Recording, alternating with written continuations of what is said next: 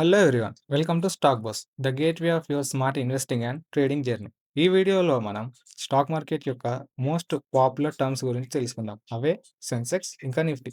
వాటితో పాటు stock exchanges అంటే ఏంది?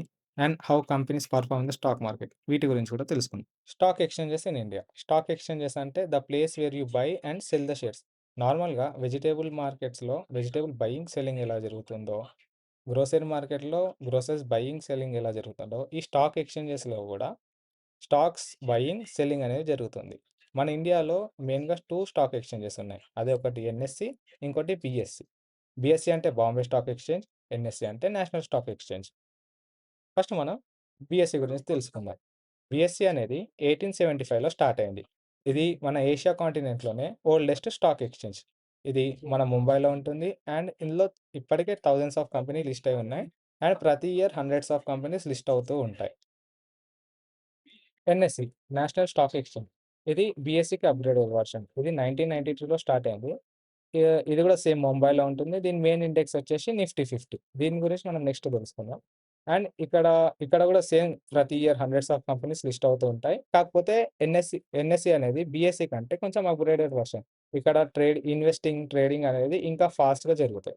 What is Sensex? సెన్సెక్స్ అనేది బీఎస్‌సికి రిలేటెడ్. ఇదొక ఇండెక్స్. అంటే బీఎస్‌సిలో ఏవైతే థౌసండ్స్ ఆఫ్ కంపెనీస్ లిస్ట్ అయి ఉంటాయో, వాటి పర్ఫార్మెన్స్ అనేది మనం తెలుసుకోలేం. అంటే ఇప్పుడు ఒక థౌసండ్స్ కంపెనీస్ ఉంటే, మనం ప్రతి కంపెనీది ఎలా పర్ఫార్మ్ అవుతుంది, ఆ కంపెనీలో మనకు ప్రాఫిట్స్ వస్తాయా, లాస్ వస్తాయా అని మనం తెలుసుకోలేం. సో, ఈ సెన్సెక్స్‌లో బీఎస్‌సిలో లిస్ట్ అయ్యి ఉన్న top 30 companies, top 30 companies performance అనేది ఉంటుంది. ఒకవేళ ఈ టాప్ 30 కంపెనీస్ మంచిగా పర్ఫార్మ్ చేస్తే సెన్సెక్స్ అనేది పెరుగుతుంది. అంటే కంపెనీ మంచి అప్ ట్రెండ్‌లో ఉందని అర్థం. అదే ఈ టాప్ 30 కంపెనీస్ మంచిగా పర్ఫార్మ్ చేయకపోతే మార్కెట్ అనేది వీక్ ఉందని అర్థం. అంటే అప్పుడు సెన్సెక్స్ ఫాల్ అవుతుంది. Next Nifty. నిఫ్టీ అనేది ఎన్ఎస్‌సికి రిలేటెడ్. నేషనల్ స్టాక్ ఎక్స్‌చేంజెస్‌కి రిలేటెడ్. ఇందులో టాప్ 50 కంపెనీస్ ఉంటాయి. బీఎస్‌సిలో 30 కంపెనీస్ లాగా నిఫ్టీలో టాప్ 50 కంపెనీస్ ఉంటాయి. ఒకవేళ ఈ టాప్ 50 కంపెనీస్ అనేటివి మంచిగా పర్ఫార్మ్ చేస్తే మార్కెట్ అప్ డైరెక్షన్‌లో పోతుంది. అంటే ఎవరైతే ఇన్వెస్ట్ చేసి ఉంటారో ఇన్వెస్టర్స్ వాళ్ళకి ప్రాఫిట్స్ వస్తాయి. అదే మార్కెట్ ఈ టాప్ 50 కంపెనీస్ మంచిగా పర్ఫార్మ్ చేయకపోతే మార్కెట్ డౌన్ ట్రెండ్‌లో ఉంటుంది. అప్పుడు ఎవరైతే ఇన్వెస్ట్ చేసి ఉంటారో వాళ్ళకి లాసెస్ అనేవి వస్తాయి. Difference between Sensex and Nifty. సెన్సెక్స్‌లో టాప్ 30 కంపెనీస్ ఉంటాయి. నిఫ్టీలో టాప్ 50 కంపెనీస్ ఉంటాయి. ఈ సెన్సెక్స్ అనేది బీఎస్‌సికి సంబంధించింది. నిఫ్టీ అనేది ఎన్ఎస్‌సికి సంబంధించింది. కాకపోతే ఈ 2 ఒకటే టాస్క్ పర్ఫార్మ్ చేస్తాయి. ఈ 2 మార్కెట్ డైరెక్షన్‌ని డిఫైన్ చేస్తాయి. అండ్ 2 సేమ్‌గానే పర్ఫార్మ్ అయితాయి. నార్మల్‌గా సెన్సెక్స్ చార్ట్, నిఫ్టీ చార్ట్ అనేవి 2 సిమిలర్‌గానే కనిపిస్తాయి మనకు. ఒకవేళ మార్కెట్ అప్ ట్రెండ్‌లో ఉంటే సెన్సెక్స్ కూడా అప్ డైరెక్షన్‌లో ఉంటుంది. నిఫ్టీ కూడా అప్ డైరెక్షన్‌లోనే ఉంటుంది. Next how companies perform in the stock market.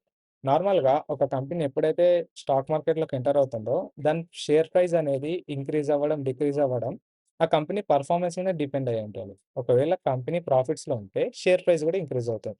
ఒకవేళ కంపెనీ లాస్‌లో ఉంటే షేర్ ప్రైస్ అనేది డిక్రీజ్ అవుతుంది. సో, ఈ కంపెనీ పెర్ఫార్మన్స్ అనేది 4 ఫ్యాక్టర్స్ మీద డిపెండ్ అయి ఉంటుంది. ఒకటి ప్రాఫిట్స్ అండ్ రెవెన్యూ, ఇంకోటి బిజినెస్ గ్రోత్, ఇంకోటి మేనేజ్మెంట్ డిసిషన్ అండ్ లాస్ట్ వచ్చేసి market and economic conditions. For example ఒక కార్ కంపెనీ ఉంది. ఎక్స్‌వైజెడ్ అనే కార్ కంపెనీ ఉంది. ఇది ఆ కంపెనీ 2025లో మంచి సేల్స్ చేసి అంటే వాళ్ళ కార్స్ అనేటివి వేరే కార్ కంపెనీస్ కంటే ఎక్కువ సెల్ అయ్యి, ఎక్కువ ప్రాఫిట్స్ వస్తే ఆ కంపెనీ షేర్ పెరిగే అవకాశం ఉంది. ఎక్కువ ఇన్వెస్ట్ చేసే అవకాశం ఉంది. ఇంకోటి బిజినెస్ గ్రోత్. బిజినెస్ గ్రోత్ అంటే ఆ కంపెనీ ఎలా ఎక్స్‌పాండ్ అవుతుంది. సో, సపోజ్ ఒక కంట్రీ నుంచి ఇంకో కంట్రీలో కొత్త బ్రాంచెస్ పెడుతున్నారు. సపోజ్ ఏదన్నా కార్ కంపెనీ ఇండియాలో ఉంది. వాళ్ళకి మంచి ప్రాఫిట్స్ వచ్చి, ఆ ప్రాఫిట్స్ తోటి వాళ్ళు వేరే కంట్రీస్‌లో గూడా వాళ్ళ కంపెనీ బ్రాంచెస్ పెట్టి, వాళ్ళ బిజినెస్‌ని ఎక్స్‌పాండ్ చేస్తే, అప్పుడు గూడా ఇన్వెస్టర్స్‌కి ఆ కంపెనీ మీద ఇంట్రెస్ట్ వస్తుంది. అంటే ఈ కంపెనీ ఎక్కువ ఎక్స్‌పాండ్ అవుతుంది. సో, ఇది గూడా గ్రోత్ అవ్వచ్చని ఎక్కువ ఇన్వెస్టర్స్ వస్తారు. అప్పుడు ఆటోమేటిక్‌గా షేర్ ప్రైస్ అనేది ఇంక్రీజ్ అవుతుంది. Next management decision. Management decisions అంటే ఆ కంపెనీ వచ్చిన ప్రాఫిట్స్‌ని ఎలా యూజ్ చేసుకుంటుంది. అంటే వాళ్ళ లోన్స్‌ని క్లియర్ చేయడమా? లేకపోతే కొత్త బిజినెస్ ఎక్స్‌పాన్షన్ కోసమా? లేకపోతే కొత్త ఏమన్నా మెషినరీ తయారు చేయడం కోసమా? అట్లా వాటి గురించి యూజ్ చేసుకుంటారు. ఒకవేళ ఇవన్నీ బావుంటే కంపెనీ పర్ఫార్మన్స్ అనేది మంచిగుంటది. అప్పుడు షేర్ ప్రైస్ ఇంక్రీజ్ అవుతుంది. లేదు ఇవన్నీ ఇక్కడ ఏమన్నా లూప్స్ ఉంటే అప్పుడు ప్రైస్ అనేది డిక్రీజ్ అవుతుంది.